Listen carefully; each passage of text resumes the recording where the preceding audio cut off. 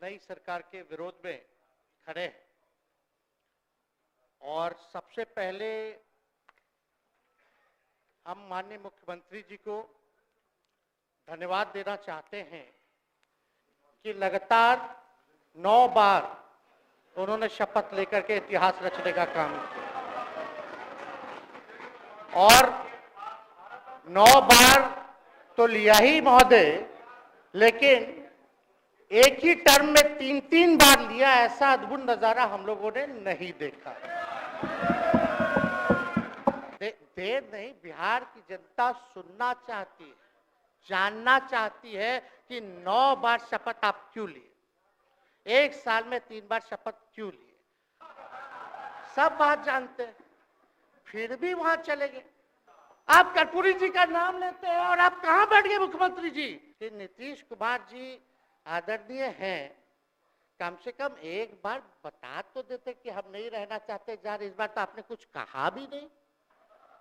अरे भाई, हम मुख्यमंत्री, उप मुख्यमंत्री, आप मुख्यमंत्री हैं, सबसे बड़ा दल हमारा है, कम से कम एक बार बुला के बोल देना चाहिए। कोनो आपको हम कुछ कहते हैं? आप बताइए, हम आपको कुछ कहे हैं? कितना अच्छा हम लोग बातचीत करते थे, हर चीज करते थे। 12 फरवरी 2024 सोमवार का दिन भारतीय राजनीति में एक ऐतिहासिक दिन बन गया। 2 इतिहास रचे गए। बिहार विधानसभा में जनता दल यूनाइटेड के नीतीश कुमार ने भारतीय जनता पार्टी के सहयोग से बनी सरकार का विश्वास मत प्राप्त किया तथा उसके बरक्स राष्ट्रीय जनता दल के तेजस्वी यादव ने सदन में जो वक्तव्य दिया वह ऐतिहासिक बना। नीतीश कुमार ने एक अवधि में 3 बार शपथ लेने का इतिहास बनाया, पहले भाजपा के सहयोग से, फिर राष्ट्रीय जनता दल महागठबंधन के सहयोग से और अब फिर भाजपा के सहयोग से।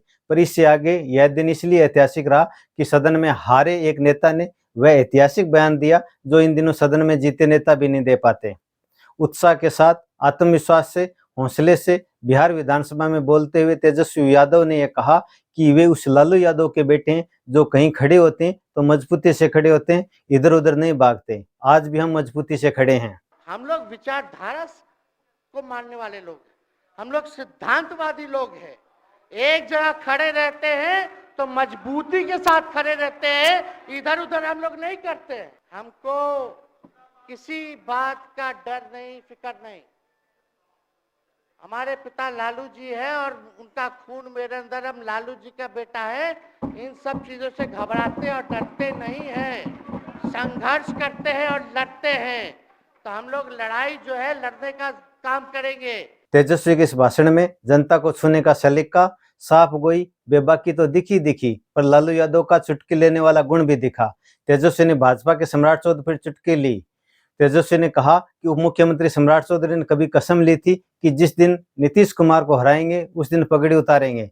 अब उसी पगड़ी के संग साथ पर विचार कीजिएगा, उतार ही डालिएगा पगड़ी। सम्राट चौधरी जी पगड़ी पहनते, फालतू है पहनते हैं, उतारने का बात करते हैं। ये सब करो, फिल्म का शूटिंग चल रहा है महोदय। अब बांध लीजिए पगड़ी, चलो आओ मैदान में, अब खोलिएगा। अरे हम कोई गलत बात नहीं है, सुन लो यार। नवीन जी सुनिए ना, पथ निर्माण मिल जाए, बहुत कृपा होगी, आप आगे काम कीजिएगा, बैठिए ना। हमें विश्वास है कि हमारे एक और चाचा विजेंद्र जी बैठे हैं यहाँ, हमको जरूर लगता कि इन्होंने जरूर सलाह दी होगी सम्राट चौधरी जी को पगड़ी उतार लो। सदन में तेजस्वी यादव ने बड़े संयमित तरीके से वह सब कहा जो देश तथा बिहार को उनके द्वारा कहना चाहिए था। और हम कहना चाहते हैं, जो आप झंडा लेकर के चले थे कि मोदी जी को देश में रोकना है, आपका भतीजा झंडा उठा करके मोदी जी को बिहार में रोकने का काम करेगा।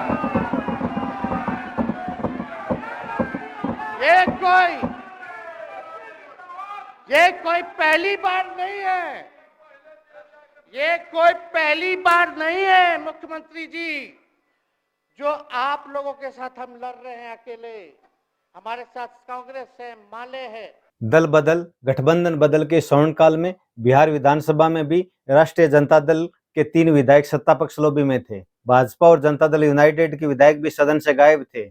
ऐसे समय के बीच से तेजस्वी ने संयम बरते हुए अपने भरोसा खोए विधायकों को भी धोया। तेजस्वी व्यंग्य शैली में अपने विधायकों के प्रति धन्यवाद देने से भी नहीं चूके।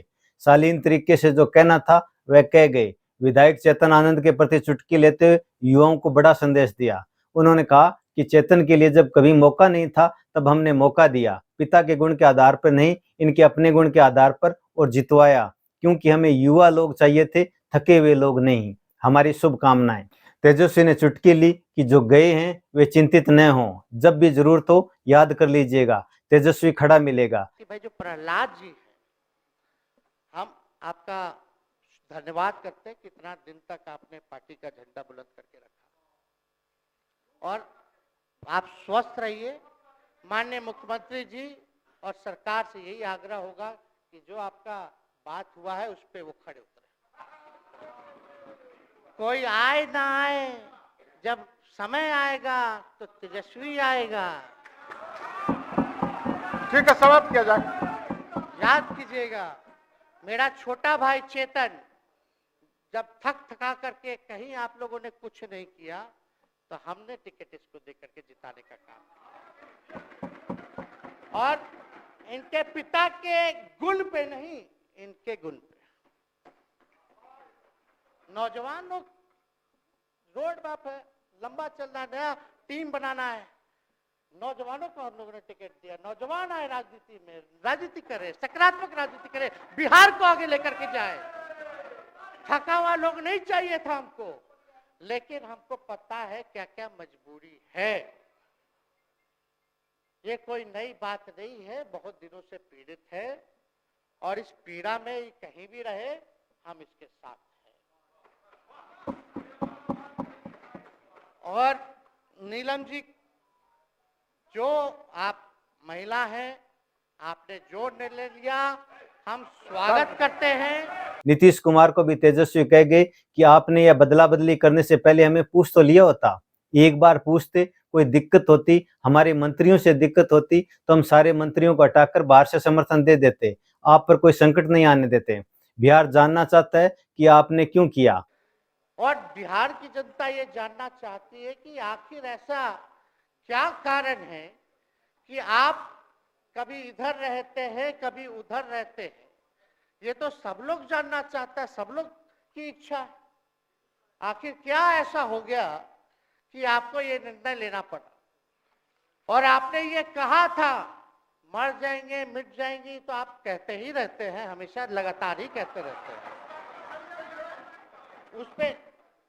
उस पे हम नहीं जाएंगे, लेकिन आपने तो ये कहा था कि भाई हम लोगों का एक ही लक्ष्य है, न प्रधानमंत्री बनना है, न किसी को मुख्यमंत्री बनना है, देश भर के विपक्षों को गोल बंद करके जो तानाशाह है उसको दोबारा नहीं आने देना है। इसीलिए ना आ पाए थे, हम तो आपका साथ ना देने के लिए थे कि जो काम आप बोलते थे असंभव है, उसको हम लोगों ने मुमकिन करके दिखाने का काम किया। और उन्होंने चुटकी भी ली कि खैर जाने दीजिए, कोई बड़ी बात तो होगी ही। बिहार में बच्चा बच्चा से पूछ लीजिए कि क्या होने जाएगा, नीतीश जी पे भरोसा है कि नहीं है, वो क्या क्या शब्द का प्रयोग करेगी जो हम लेना नहीं चाहते। और मोदी जी का गारंटी तो बहुत मजबूत वाला गारंटी है। ए मोदी जी के गारंटी वालों, क्या मोदी जी गारंटी लेंगे, फिर से पलटेंगे कि नहीं पलटेंगे, जरा बता के दिखा दो। बिहार में नीतीश कुमार की पलटीमार राजनीति, और नीतीश कुमार पर तेजस्वी ने चुटकी ली, कहा कि आप तो मोदी का रथ रोकने चले थे, सांप्रदायिकता के खिलाफ थे, अब किधर बैठे हैं सोच लीजिएगा, पर हमें चिंता नहीं। तेजस्वी ने नीतीश कुमार को संबोधित करते हुए राम राजनीति के बहाने कहा कि आप तो हमारे दशरथ थे, दोष आपका नहीं जो राम को वनवास भेज रहे हैं, दोस्तों कैकेयी का है। अपने आसपास बैठे कैकेयी लोगों को पहचान लीजिएगा। तेजस्वी ने कहा कि आपका मैं सम्मान करता हूं, परंतु बिहार का बच्चा बच्चा नीतीश कुमार जी की पलटीवार के बारे में जो कहने लगा है, मैं वह सदन में नहीं कह सकता। आप लोग भगवान राम की चर्चा करते हैं, हम आप सबके मन में तो राम है ही, शांति शांति। लेकिन एक बात समझना पड़ेगा, हम तो नीतीश जी को एक दशरथ जो पिता है उनके रूप में वैसा गार्जियन मानते हैं कि भाई कई बार जो है इन्होंने कई बार आप लोगों के सामने भी बोला अब तो यही करेगा, यही आगे बढ़ेगा। तो चलिए, नौजवान लोग ना आगे बढ़ेगा, आगे काम करेगा। लेकिन कई बार मजबूरियां रही होंगी इनकी, जैसे दशरथ की मजबूरी थी, राजा दशरथ की, कि राम को जो है वनवास जो है भेज दिया गया। लेकिन उस बात को हम मानते हैं कि हम वनवास नहीं आए हैं, बल्कि हमको इन्होंने भेजा है जनता के बीच। अब हमको बताना हम नहीं चाहते हैं कि दशरथ तो नहीं चाहते थे राम वनवास जाए, लेकिन कैकेयी जरूर चाहती थी कि राम जो है वनवास चले जाएं। मुख्यमंत्री जी, आप हमको बेटा कहे हैं, हम चाहते हैं कि आप लंबी उम्र रहिए और जो सिलसिला आपने चलाया था उसको जरूर आगे चलाइए, उसमें हमारा समर्थन रहेगा। रोजगार बांटिए, नौकरी बांटिए, जो गांधी मैदान से आपने ऐलान किया था। लेकिन कैकेयी को भी पहचानिए, कौन कौन कैकेयी बैठा हुआ है आपके पास। तेजस्वी ने प्रेस मीडिया पर भी करारा व्यंग्य किया और कहा कि आप फिर भी लिखने दिखाने की कहाँ आजादी है। जितने मीडिया के लोग हैं, अरे कब्जा ना हो गया है, हाँ, आप लोगों पर कुछ लिखने देगा, कुछ बोलने देगा।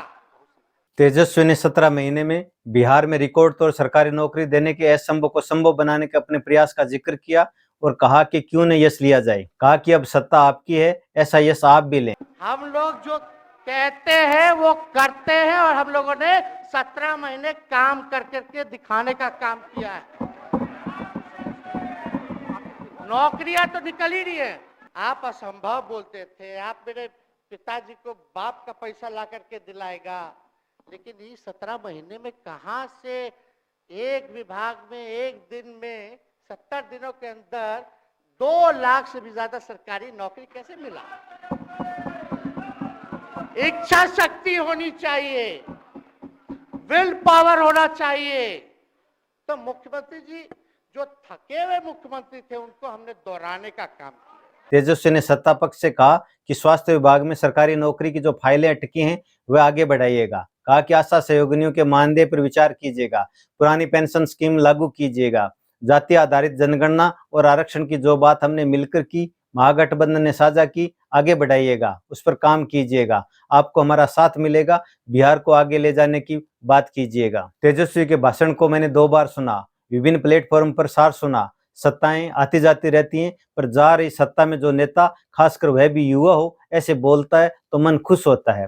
पर ऐसी प्रसन्नता में वे युवा नेता भी याद हो उठते हैं जो सत्ता पद पाने की होड़ में किसी ताकतवर के आगे समर्पित हो जाते हैं, भाग जाते हैं, पैर उखड़ जाते हैं। वे युवा जो संघर्ष का रास्ता छोड़कर समर्थकों को प्रतिदिन निराश करते हैं, वे सब दुखी कर जाते हैं।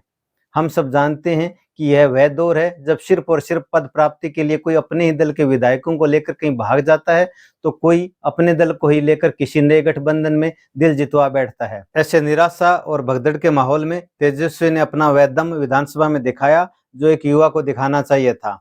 तेजस्वी जब कह रहे थे कि हम जहां खड़े होते हैं मजबूती से खड़े होते हैं, मेरे अंदर लालू यादव का खून है, इधर उधर की राजनीति नहीं करते, हमें किसी बात का डर नहीं, फिक्र नहीं, तो लग रहा था कि तेजस्वी किसी 9 बार बने मुख्यमंत्री से भी बड़े होते जा रहे हैं।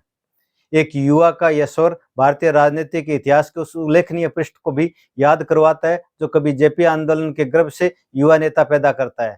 क्या तेजस्वी उसी विरासत के आगे का एक सपना है? सपना सच होगा या नहीं, यह तो समय बताएगा, क्योंकि बड़े बड़े सपने दिखाने वाले और बहुत कुछ हासिल करने वाले नेताओं ने देश का भरोसा बार बार तोड़ा भी है, पर सब जानते हैं कि देश उन्हीं को याद रखता है जो भरोसा बचाता है। बिना विधायक, बिना सांसद, बिना मंत्री, बिना मुख्यमंत्री और प्रधानमंत्री बने भी देश में ऐसे लोग हैं जिन पर जनता ने जमकर भरोसा किया है और वे देश के लिए लड़े, देश को खड़ा किया। तेजस्वी का यह भाषण उसी लड़ाई की उम्मीद की निरंतरता को उद्घोष जैसा लगा और मन हुआ कि हाल फिलहाल की स्थिति के बीच से ऐसे भाषण का सार्वजनिक समर्थन तो करना ही चाहिए। यह भाषण राजनीति करने वाले और समझने का उत्साह रखने वाले हर उस युवा नेता को सुनना चाहिए जो नेता बनना चाहता है या फिर नेता को समझना चाहता है।